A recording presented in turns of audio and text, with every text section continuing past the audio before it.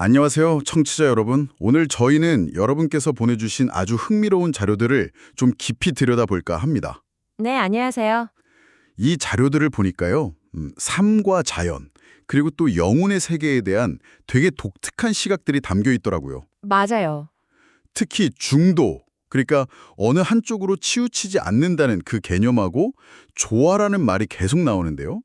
이 자료들이 궁극적으로 뭘 말하려는 걸까요? 그 핵심 메시지가 뭘지 궁금하네요. 네, 이 자료들이 공통적으로 하는 이야기는요, 자연이 그 자체로 극단을 피하고 아주 섬세한 균형 위에서 움직인다는 거예요. 예를 들어서 토양의 pH 농도 같은 거 있잖아요. 아, 네네. 산성, 알칼리성 그거요. 네, 너무 산성이 강하거나 아니면 반대로 너무 알칼리성이 강해도 생명이 제대로 자라기 어렵죠. 그 최적의 상태, 그러니까 딱 그 균형점이 중요하다는 건데요. 자연은 스스로 이런 균형을 만들고 또 유지하려는 힘이 있다는 거죠.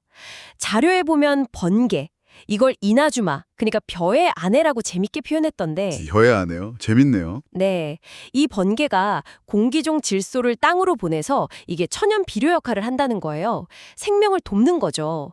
이런 것도 하나의 예시고요. 아, 그렇군요.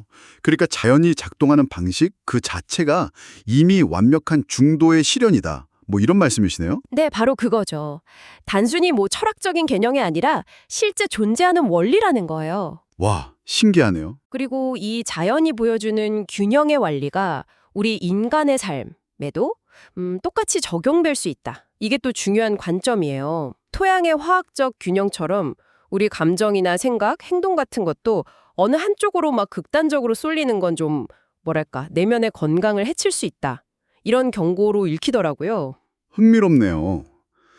근데 여기서 더 나아가서 우리 생명, 그 근원적인 나라고 할 수 있는 영혼에 대한 이야기도 나오잖아요. 네, 그렇죠. 이 영혼이 에너지 보존 법칙처럼 영원하다 뭐 이렇게 주장하던데요. 육체는 그냥 잠시 머무는 그릇 같은 거고 맞습니다. 그릇 비유가 적절해요. 그 안의 내용물인 영혼은 윤회전생, 그러니까 환생을 통해서 계속 존재한다고요. 네, 그 비유가 딱 맞아요. 물 분자 H2O가 얼음, 물, 수증기로 막 모습은 바뀌어도 그 본질 H2O는 그대로인 것처럼요. 아하, 영혼의 핵심적인 본질, 자료에서는 이걸 선동산이라는 좀 생소한 용어를 쓰거나 아니면 광자체, 빛의 모음이라고 표현하기도 하던데요. 선동산, 광자체, 네. 네, 이런 용어들이 가리키는 그 영혼의 근본은 변하지 않는다는 거죠. 이 광자체라는 건 아마 영혼이 빛 같은 순수한 에너지 성질을 지녔다는 걸 암시하는 것 같아요. 다만 우리가 살면서 겪는 여러 경험이나 선택들이 우리 내면의 상태, 즉 마음이죠. 이 마음의 원래 맑고 둥근 형태를 좀 흐리게 하거나 모양을 바꿀 수 있다. 이렇게 지적하고요. 그렇군요. 선동사는 참 독특한데 변치 않는 영혼의 핵심을 가리키는 이 자료들만의 표현으로 이해해야겠네요. 근데 이 마음의 상태가 그 사후세계랑도 직접 연결된다는 건가요? 네, 적합합니다. 자료에 보니까 빛의 단계라든가 마음의 하얀 정도 같은 말이 나오던데 이게 좀 더 궁금해지는데요. 구체적으로 어떤 의미일까요? 아, 그 부분이 핵심인데요. 이 자료들에 따르면 사후세계는 우리가 이 생에서 쌓은 뭐 부나 지위, 명예 같은 외적인 걸로는 전혀 평가받지 않는다고 단언해요. 전혀요? 네, 그런 건 기준 자체가 아니라는 거죠. 대신에 오롯이 그 사람 내면의 조화 상태, 즉 조화의 정도가 그 영적인 위치를 결정한다고 강조합니다. 마음이 얼마나 하얗고 순수한가.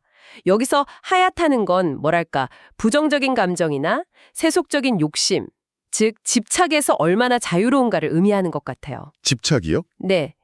이 하얀 정도가 높을수록 그 영혼이 내는 빛이 더 강하고 밝다고 설명하고 있습니다. 와, 내면의 하얀 정도가 다음 세상의 차원을 결정한다니 이거 정말 강렬하게 다가오는데요. 그렇죠. 결국 삶에서 그 내면의 균형점, 중도를 꾸준히 찾고 실천하는 게 현재 삶뿐만 아니라 그 이후의 여정까지 다 결정짓는다는 이야기네요.